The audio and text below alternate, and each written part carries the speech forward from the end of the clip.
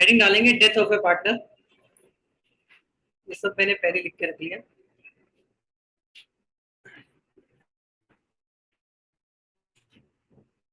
और death of A partner के अंदर टॉपिक है कैलकुलेशन ऑफ, जिस पार्टनर की डेथ हो जाती है उसको बोलते हैं disease partner.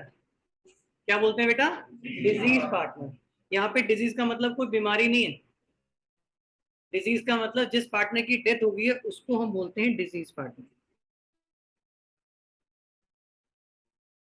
Disease partner share of profit in the year of death, यानी जिस जो उसकी डेथ हुई है जिस ईयर में, उस ईयर में उसका शेयर ऑफ प्रॉफिट कैसे निकाला जाएगा। तो बेटा दो यहाँ पे हमारे पास बेसिस हैं। सबसे पहला आप देखेंगे, सबसे पहला जो बेस है आप उसमें देखेंगे ने क्या लिखा है। सबसे पहले हमने क्या लिखा है? On the basis of time. या तो हम उसको टाइम के बेसिस पे देंगे या उसको हम टर्नओवर के बेसिस पे देंगे। टर्नओवर का मतलब होता है सेल्स। ओके, दो एरो जा रहे हैं ना, एक टाइम की तरफ जा रहा है और दूसरा सेल की तरफ जा रहा है। इन दो तरीके से हम निकाल के दे सकते हैं। इसके आगे जब हम टाइम बेसिस पे देते हैं तो फर्दर इसको हम दो पार्ट में डिवाइड करते हैं। पहला, या तो हम लास्ट ईयर के प्रॉफिट को बेस मानेंगे, लास्ट ईयर प्रॉफिट बोलो या प्रीवियस ईयर प्रॉफिट बोलो, या फिर हम एवरेज प्रॉफिट को बेस मानेंगे। ओके, अगर लास्ट ईयर के प्रॉफिट को बेस माना है तो आप लास्ट ईयर का प्रॉफिट ले लेंगे। अच्छा सर, लास्ट ईयर का प्रॉफिट मिलेगा कहां से? क्वेश्चन में गिवन है, कि वो क्वेश्चन में गिवन है। अगर आपसे बोला हुआ है एवरेज प्रॉफिट, तो एवरेज हमें निकालना पड़ेगा। एवरेज सबको निकालना आता है, गुडविल चैप्टर हम सबने कर लिया। जितने भी प्रॉफिट्स होंगे उन सबको ऐड करेंगे और नंबर ऑफ ईयर से डिवाइड कर देंगे। ओके बच्चों, अब दोनों केस में मैंने फॉर्मूला लिखा, लास्ट ईयर प्रॉफिट हो या एवरेज प्रॉफिट हो, दोनों ही केस के अंदर डाइट पार्टनर का शेयर कैसे निकलेगा?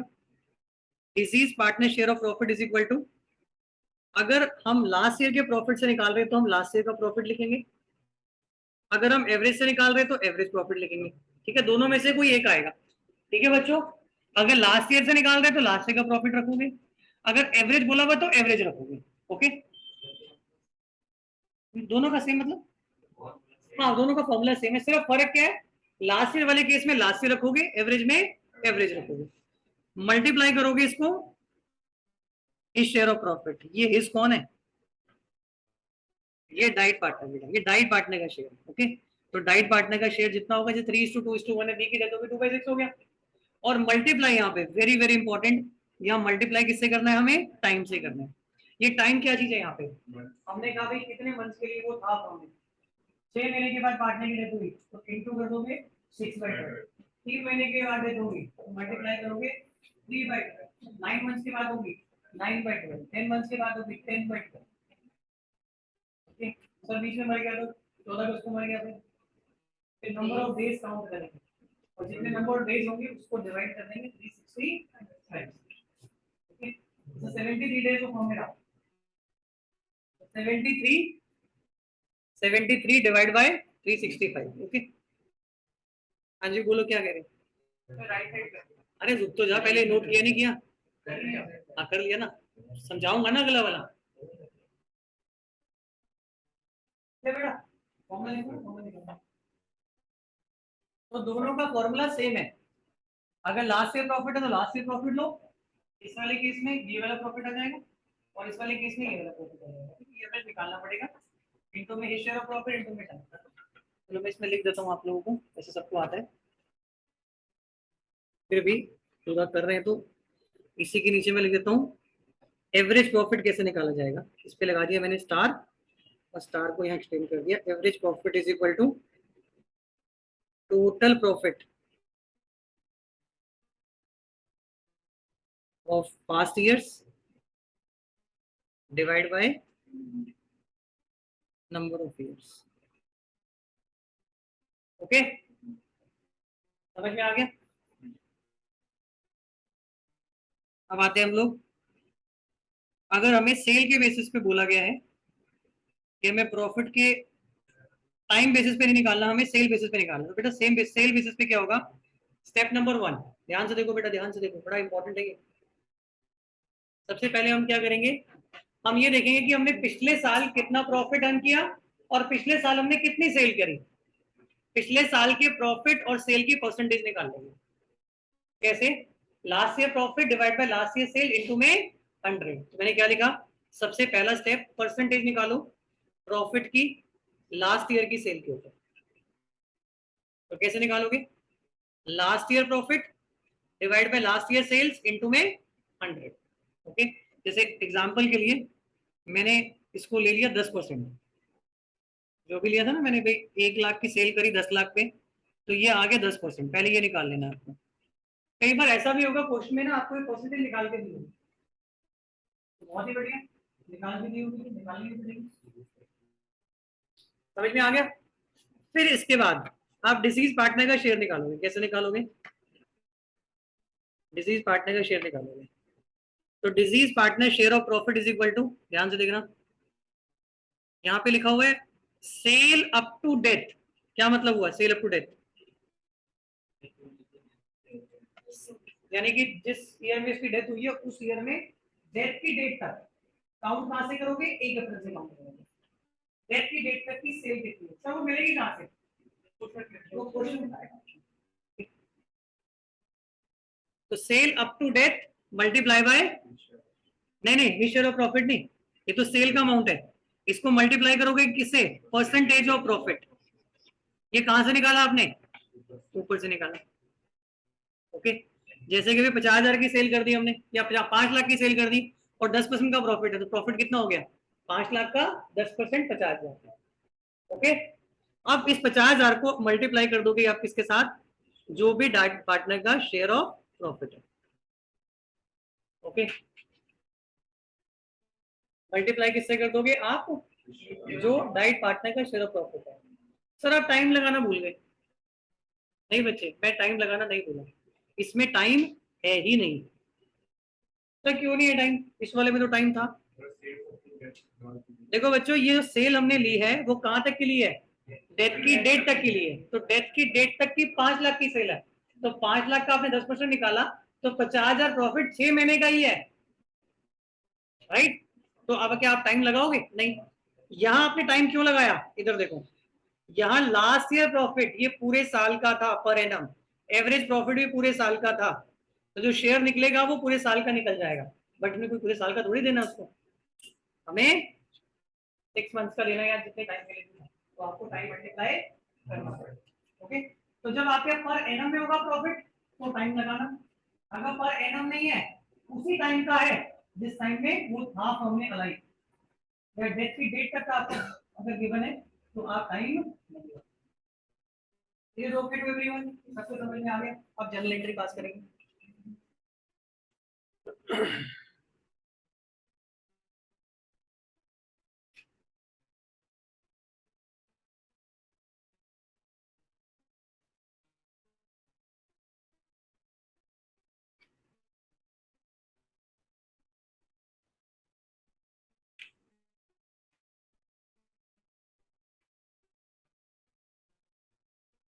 Journal entry,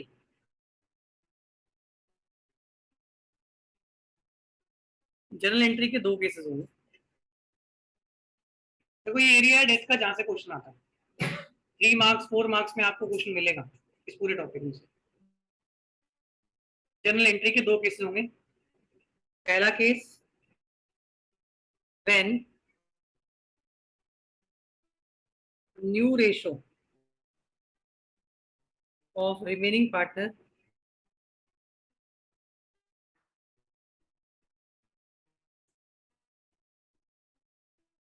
does not change, ये डू नॉट चेंज।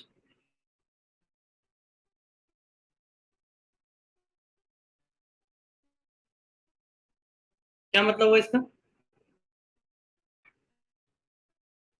जो न्यू रेशो है रिमेनिंग पार्टनर की वो चेंज नहीं होगी। मतलब क्या इस बात का समझो ध्यान से, ए बी सी 3 पार्टनर है, 3:2:1 की रेशो है, ये इनकी ओल्ड रेशो है। इसमें से डेथ होगी सपोज करो बी की, बी का शेयर काट दो 3:1। क्या ए और सी की रेशो बदली? डेथ से पहले जो रेशो थी ए और सी की, क्या डेथ के बाद भी वही है? नहीं, उनका शेयर तो बढ़ गया बट प्रोपोर्शन देखो ना, पहले 30:1 थी, अभी कितनी है? 50:1। ये केस बन गया यहाँ पे। ये मतलब है when new ratio of remaining partner does not change. Okay, तो ऐसे केस में जब रेशो चेंज नहीं होगी तो एंट्री बनेगी बच्चों, profit and loss suspense account, profit and loss suspense account debit to deceased partner capital account, died partner share of profit. तो हमने डाइट पार्टनर का शेयर ऑफ प्रॉफिट निकाल लिया और उसे दे दिया। तो ये एंट्री कब पास करोगे? जब ओल्ड रेशो रिमेनिंग पार्टनर की और न्यू रेशो दोनों सेम होगी। Is it okay to everyone?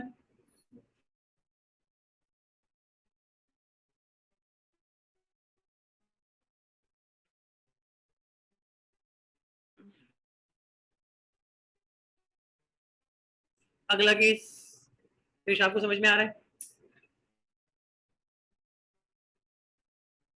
इसके बाद सेकंड केस, सेकंड केस में हम क्या लिखेंगे? Pen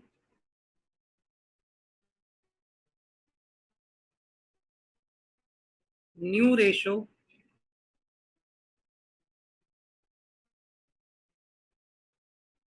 when new ratio of remaining partner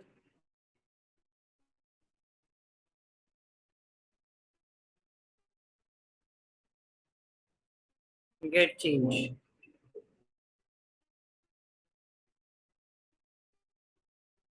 ठीक है, अब यहाँ पे न्यू रेशो रिमेनिंग पार्टनर की बदल गई, मतलब कि ए बी सी 3 पार्टनर थे, रेशो थी 3:2:1। हाँ, ये ओल्ड रेशो है। डेथ होगी बी की, B died and new ratio between A and C is, let us take an example, 2:1। तो पहले बताओ कितनी थी? 3:1। अब कितनी होगी? 2:1। क्या बदल गई new ratio? Yes sir, new ratio बदल गई। तो ये वाला केस होगा और इस केस में हम एंट्री पास करेंगे, इस केस में हम एंट्री पास करेंगे हैं? अरे बच्चे, चेंज हो रही है ना यहाँ पे बदल रही है ना, ये तो केस है।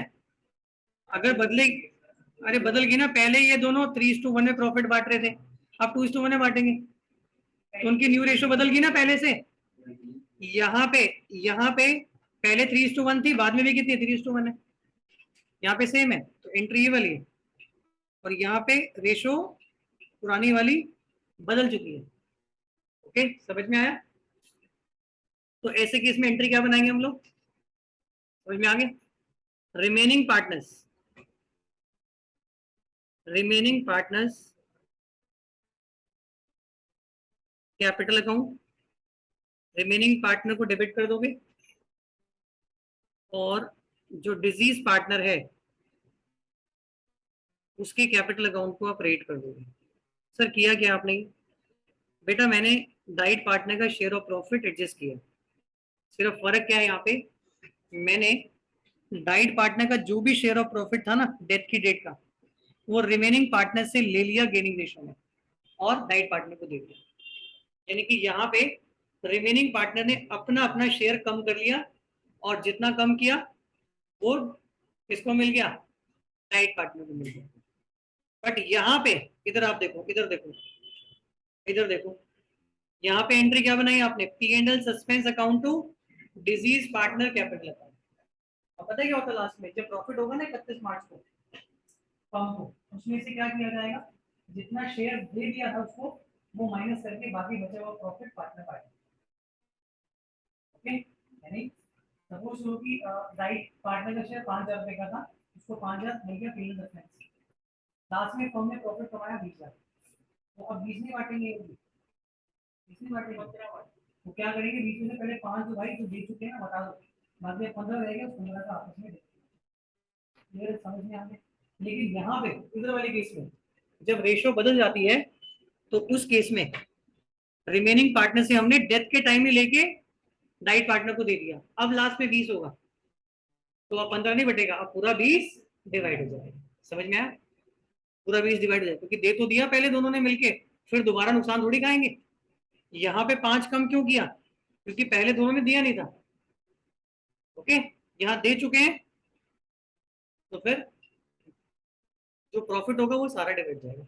समझ में आ गया बेटा? तो ये 2 केसेस होंगे जर्नल एंट्री के। अब यहाँ टॉपिक कंप्लीट हो गया, अब हमें मुख्य क्वेश्चन प्रैक्टिस करना। बहुत ही आसान, वेरी वेरी सिंपल।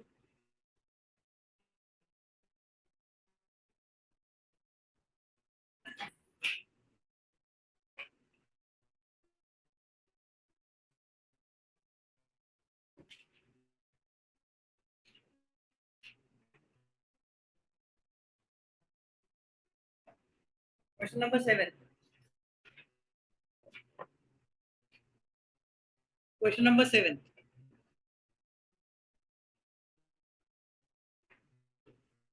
मेरे पास ओल्ड बुक है, नई बुक दिखा दो मेरे को। ये नहीं होगा तो आगे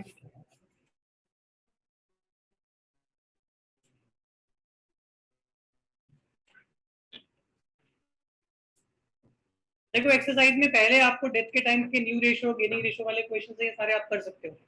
उसके बाद ट्रीटमेंट ऑफ गुडविल के क्वेश्चन है, वो भी आप कर सकते हो, सेम टू सेम रिटायरमेंट वाले। अब 10th क्वेश्चन से हम स्टार्ट करेंगे। तो नई बुक का पेज नंबर है,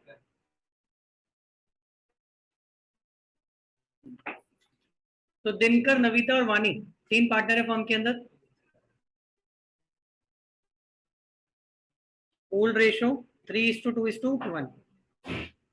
ओके, इसमें से डेथ किसकी हो गई है? Navita died on 30th June 2017।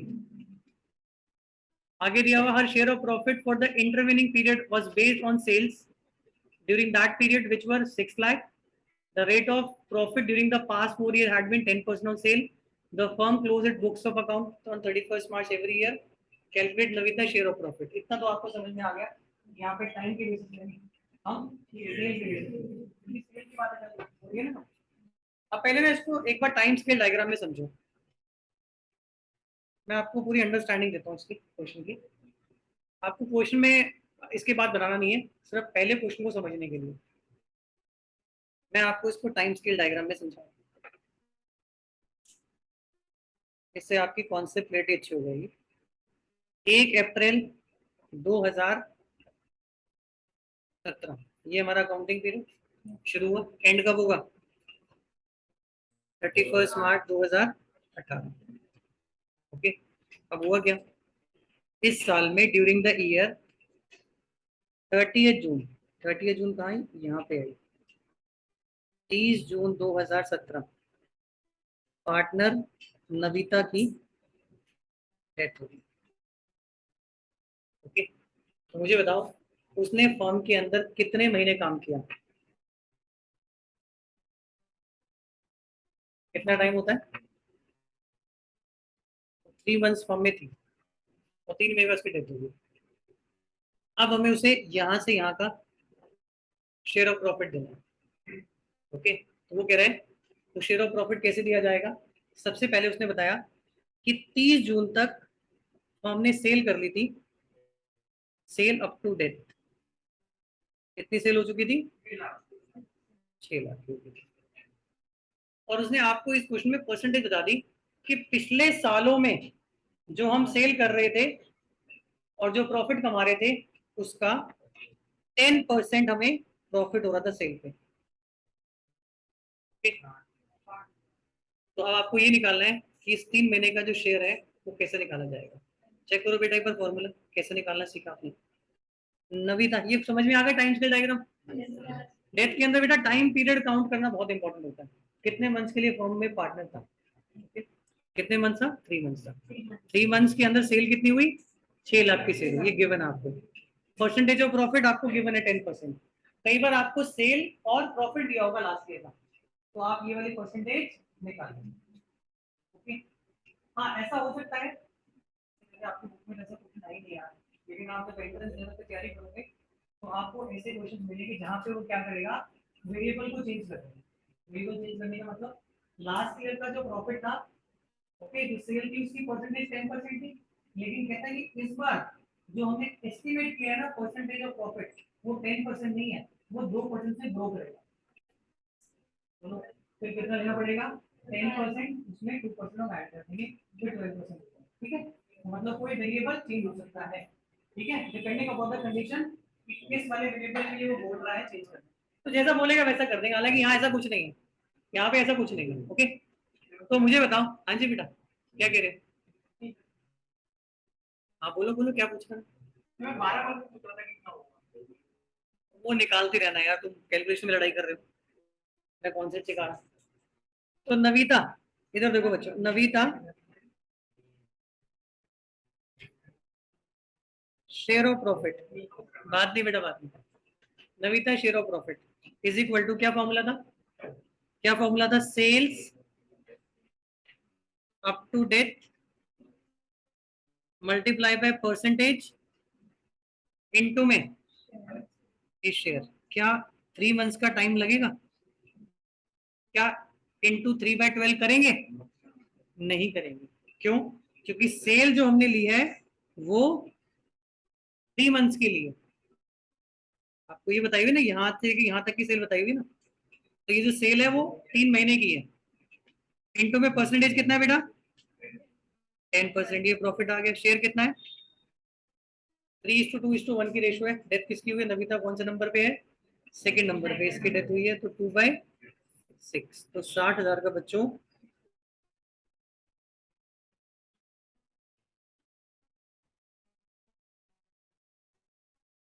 30,000 आ गया। ठीक है, विदाउट तो नहीं इसके अंदर, 20,000 इज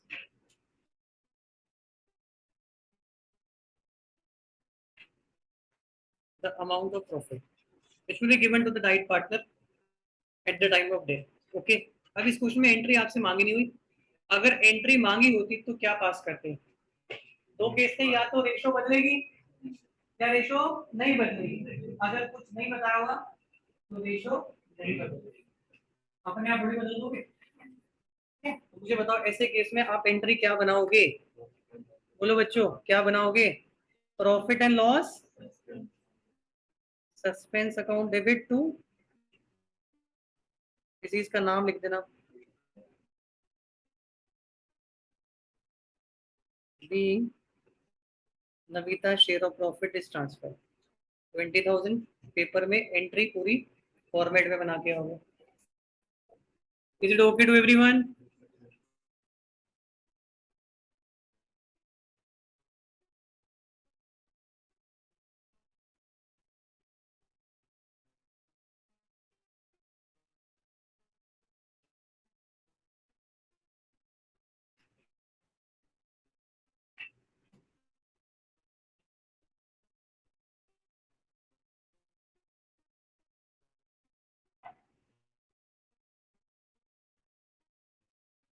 ठीक है, चले आगे।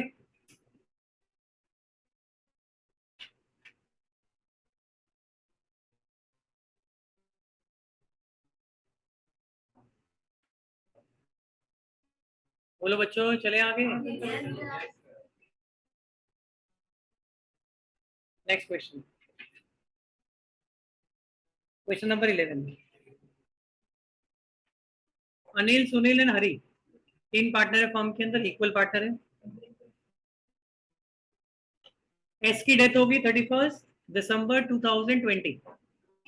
The partnership deed accounts were prepared for the period ending 31st December 2020 and the net profit were determined as 6 lakh, pass entry for share of profit। अब देखो क्या कह रहा है वो, ध्यान से देखना। अकाउंटिंग पीरियड स्टार्ट हुआ 1 अप्रैल 2020 से, एंड कब होगा, 31 मार्च 2021 में। यहाँ पे पार्टनर एस की डेथ होगी, डेट क्या है? 31 दिसंबर 2020। ओके, उसका मतलब उसने कितने महीने फर्म में काम किया? 9 मंथ्स। और 9 मंथ्स फर्म के अंदर था। ओके, 9 मंथ फर्म के अंदर था। अब उसने बोला कि 31 दिसंबर को क्या हुआ, फर्म ने अपने बुक्स ऑफ अकाउंट प्रिपेयर कर लिए और इस डेट पे नेट प्रॉफिट निकाल लिया। वाह भाई वाह, बहुत बढ़िया। उससे बढ़िया क्या बात होगी? 31 दिसंबर को ही प्रॉफिट निकाल लिया गया। कितना प्रॉफिट आया बोलो? कितना प्रॉफिट आया बोलो? 6 लाख रुपए का प्रॉफिट आया। अब आपको इसकी एंट्री पास करनी है। तो क्या आपको दिक्कत है? कोई दिक्कत नहीं है। अब ये एक्चुअल प्रॉफिट है। अब इसको आपको डिवाइड करना है पार्टनर्स के बीच में। तो एंट्री क्या बनेगी? क्या पी&एल सस्पेंस यूज करेंगे? नहीं। अब क्या बनेगी एंट्री? Profit and loss. नहीं नहीं नहीं, profit and loss appropriation account debit to all partners capital account. तीनों में डिवाइड कर दो। Anil's capital account to Sunil's capital account to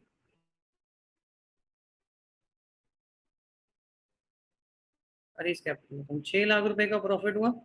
इसे डिवाइड किया हमने इक्वली, तो कितना कितना आगे बेटा? 2 लाख, 2 लाख, 2 लाख। बस बेटा सीधा एंट्री लिख दो, उसी में निकल जाएगा। मतलब अब उसने देखो ना एंट्री में आपसे क्या पूछा, pass entry of the profit share of the partner, सबका निकालना है आपको। सबका बोलिए कि एक्चुअल प्रॉफिट निकाल लिया आपने, अब तो सबका निकाल सकते हो ना। बस ये ध्यान रखना जब एक्चुअल प्रॉफिट हमारे पास हो, we don't use P&L suspense, हमें पी&एल एप्रोप्रिएशन के थ्रू करना। ओके,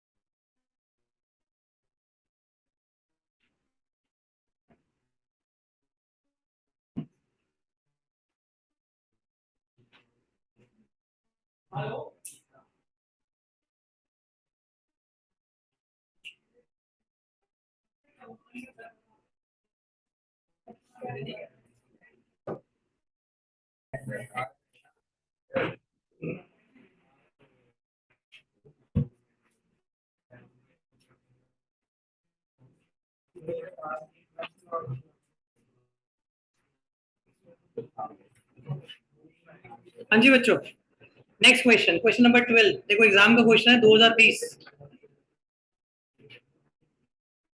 2020 में आया था कंपार्टमेंट में। कितना आसान क्वेश्चन है, पढ़ो एक बार, करो अपने आप, जल्दी बताओ क्या होगा इसका आंसर। इससे next question, question number 12।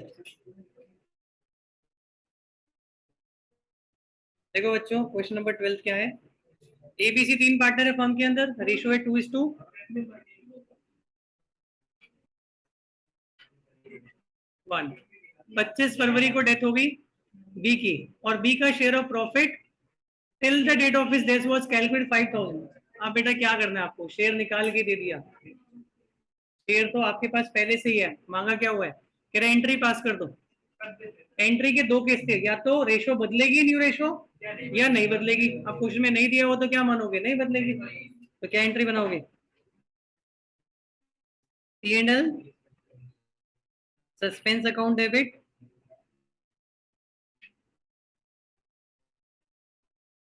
To B's capital account,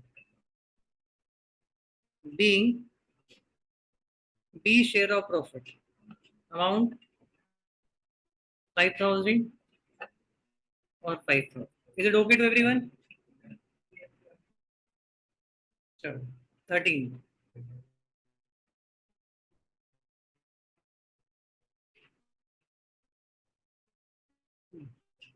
तीन पार्टनर है बच्चों इसमें, 13 में एबीसी,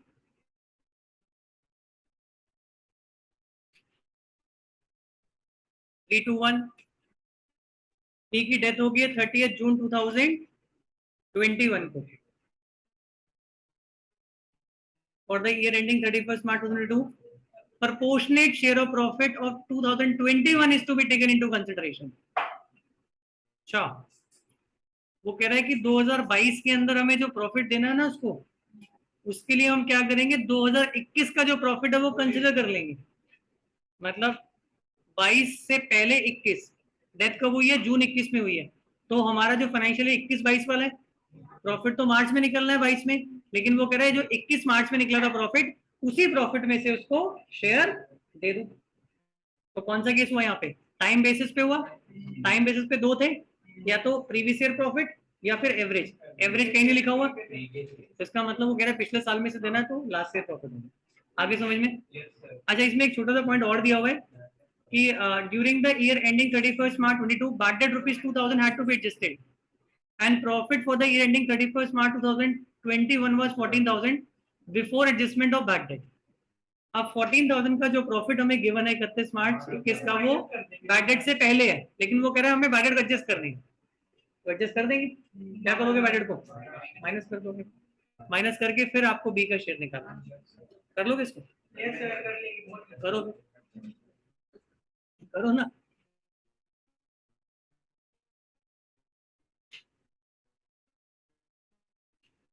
तो प्रॉफिट बिफोर बैड डेट, अगर कोई खर्चा माइनस करने के लिए आपको बोल देना तो माइनस कर देना।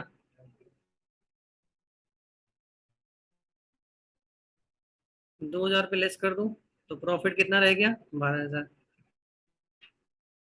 अब डाइड पार्टनर कौन सा है भाई, किसकी डेथ हुई है, बी की डेथ हुई, तो बी का शेयर ऑफ प्रॉफिट, बी का share of profit, last year profit into में शेयर, बी का शेयर 2/6 इनटू में टाइम। यहाँ पे टाइम लगाना पड़ेगा आपको, क्यों लगाना पड़ेगा, क्योंकि प्रॉफिट ये जो हमने लिया है 12,000, ये पिछले साल का पर एनम है, तो हमें पूरे साल का थोड़ी देना है। डेथ कब हुई उसकी, कितने मंथ के बाद हुई है बोलो, कैसे निकालोगे, काउंट कहां से करोगे, 1 अप्रैल से, 1 अप्रैल 21 से कहां तक काउंट करोगे बोलो, डेथ की डेट तक। डेथ कब हुई है, 30 जून तक, 9 महीने होते हैं। अबे नलायको, ये भी नहीं निकाल सकते तुम लोग, वो कह रहे 2 अप्रैल,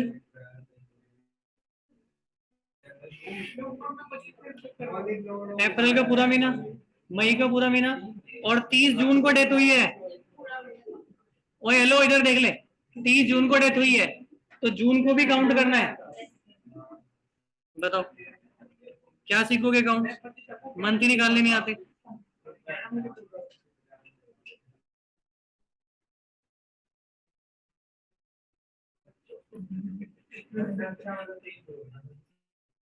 ₹1,000 आ गया, तो बी का शेयर ऑफ प्रॉफिट इज 1,000। क्या रेशो बदल रही है, नो, कोई इंफॉर्मेशन नहीं है। एंट्री क्या बनाओगे, P&L। सर आप एंट्री क्यों लिख रहे हो, मांगी तो है नहीं बेटा, लिखते जाओ, कोई दिक्कत नहीं, आगे मांग लेगा तो प्रैक्टिस हो जाएगी हमारी। Being B share of profit,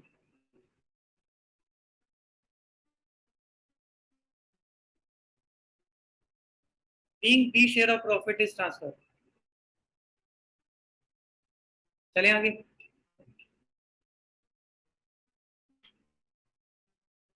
fourteen, Ram, Monu and Hari.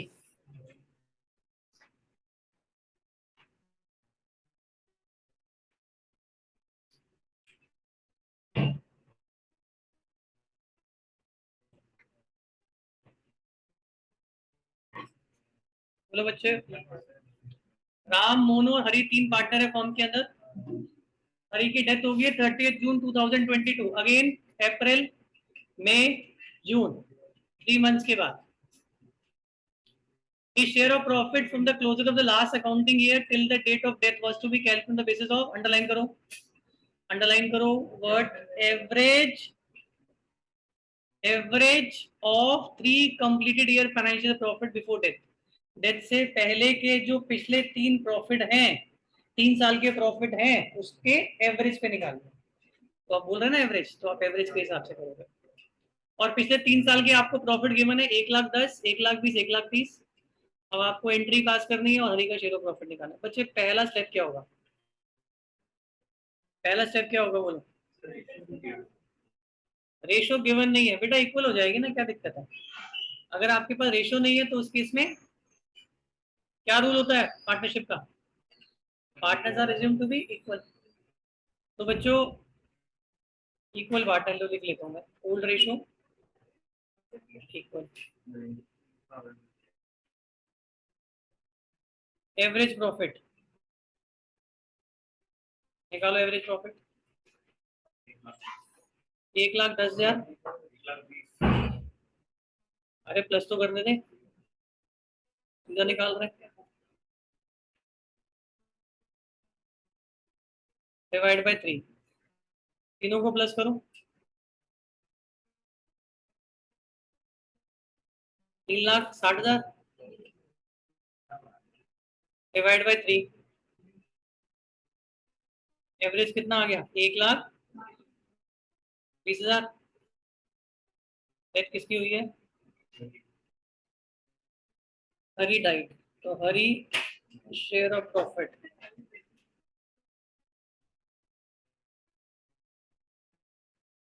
1,20 into 1/3 into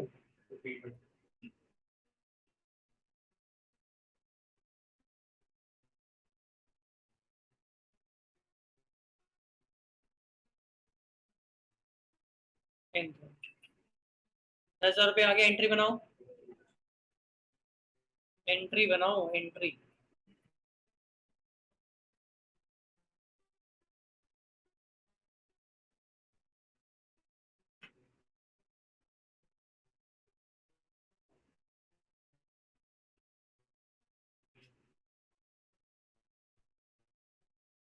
B,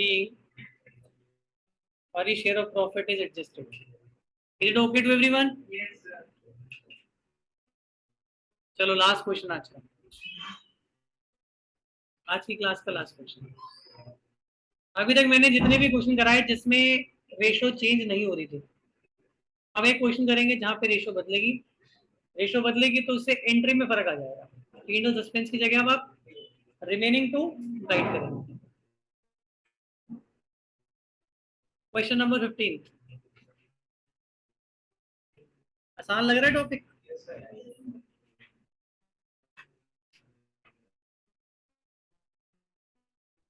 XYZ team partner, ratio 3:1। Death होगी वाई की 30 जून को। प्रॉफिट आपको गिवन है फ्रॉम 1 अप्रैल 2022 टू 30 जून 2022 इज 3,60,000। अरे वाह, आपको 3 महीने का शेयर बताया हुआ है, 3 महीने का शेयर बताया हुआ है कि भाई अप्रैल से लेके जून तक का जो प्रॉफिट है वो 360 का है। तो पहली बात, ये 360 एक साल का प्रॉफिट नहीं है, ये 3 महीने का प्रॉफिट है। जब प्रॉफिट हमारे पास 3 महीने का है और 3 महीने का शेयर निकालना है तो आपको टाइम नहीं लगाना पड़ेगा। ओके, अब आपको ये भी गिवन है एक्स और जेड क्या करेंगे फ्यूचर में अपने प्रॉफिट डिवाइड करेंगे 3:2 की रेशियो में विद इफेक्ट फ्रॉम 1 जुलाई। यानी जिस दिन डेथ हुई उस दिन के बाद उनके फ्यूचर के प्रॉफिट 3:2। अब मुझे एक बात बताओ, यहाँ पे डेथ किसकी हुई है? डेथ हुई है वाई की। अगर मैं वाई को हटा दूं यहाँ से तो रेशो 3:1 होनी चाहिए थी, लेकिन रेशो है कितनी? तो क्या हम कह सकते हैं न्यू रेशो बदल गई? तो यहाँ पे एंट्री जो पास करेंगे वो रिमेनिंग टू डाइट करेंगे। तो पहले आप वाई का शेयर निकालोगे प्रॉफिट का। तो वाई का share of profit is equal to, profit आपको गिवन है 3 मंथ्स का गिवन है 360 इंटू में शेयर इज 2/6, 1/3, 120। बच्चों टाइम मत लगाना, आप कॉन्सेप्ट समझो कि सर कभी आप टाइम लगा देते हो कभी टाइम नहीं लगा। चक्कर क्या है ये बेटा, जहां पे मुझे पर एनम का प्रॉफिट दिया होता है तो मैं टाइम लगाता हूँ, जहां पे पर एनम का प्रॉफिट नहीं है सिर्फ उसी टाइम इंटरवल का है जिसका हम निकाल रहे हैं, तो फिर आपको टाइम नहीं लगा। समझ में आ गया? अब आपको एंट्री पास करनी है, तो एंट्री क्या बनेगी? एंट्री क्या बनेगी, X debit Z debit to Y, Y का शेयर कितना है, जो देना है उसको 1,20,000, कौन देंगे, एक्स और जेड देंगे। कैसे देंगे, अपनी गेनिंग रेशो में, new ratio minus old ratio, new ratio is 3:2 minus old ratio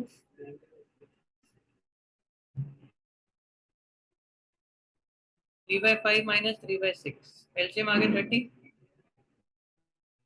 18 minus 15 3/30, Z का निकाल लो 2/5 माइनस 1/6, 30 आ गया, 12 माइनस 5, तो gaining ratio same to same, exactly same जो आप ट्रीटमेंट ऑफ गुडविल कर सकते, राइट। रेशो क्या आ गई, 3:7। अब हम 1/20 को डिवाइड कर देंगे 3:7, 3/10 और 7/10, 36,000, 12 7 का कितना होता है, 84।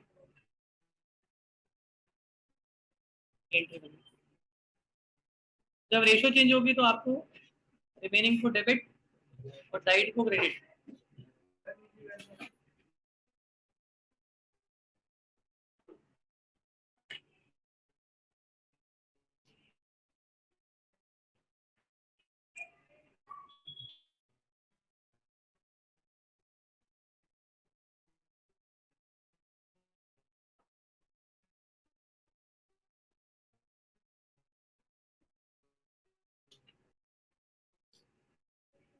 अच्छा एक बात बताओ, कि लास्ट ईयर में लॉस हुआ, लास्ट ईयर के प्रॉफिट में से देना है, तो फिर लॉस में से शेयर देंगे।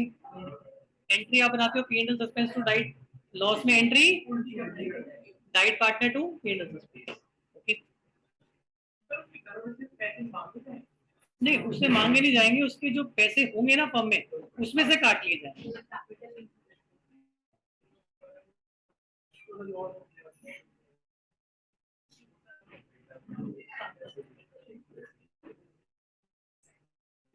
होमवर्क लिखो। अब बेटा इस टॉपिक के आप सारे क्वेश्चन कर सकते हो, 16 से लेके 22। और बेटा आपको टाइम लगे ना, ये भी कर लेना, क्योंकि ये मैं कराऊंगा नहीं आपको। 1 to 6 करने हैं आपने, और 7 to 9 करना है। ये न्यू रेशो और गेनिंग रेशो के क्वेश्चन है, एग्जैक्टली सेम जो आप रिटायरमेंट में करते थे। और 7 8 9 जो है ट्रीटमेंट ऑफ गुडविल है, ये भी सेम है, रिमेनिंग टू रिटायरिंग जो एंट्री करते हैं, ओके। बस आज के लिए इतना ही, बाकी नेक्स्ट क्लास में। बेटा जिन बच्चों की फीस नहीं आई है, मैंने आपको पिछले महीने बोला था 10 तक अपनी फीस जमा करा दिया करो, मेरे दिमाग से निकल जाता है बोलना। तो फीस जिन जिन की पेंडिंग है वो सारे बच्चे अपनी फीस को सबमिट करेंगे, ओके। मिलते हैं बच्चों नेक्स्ट क्लास में।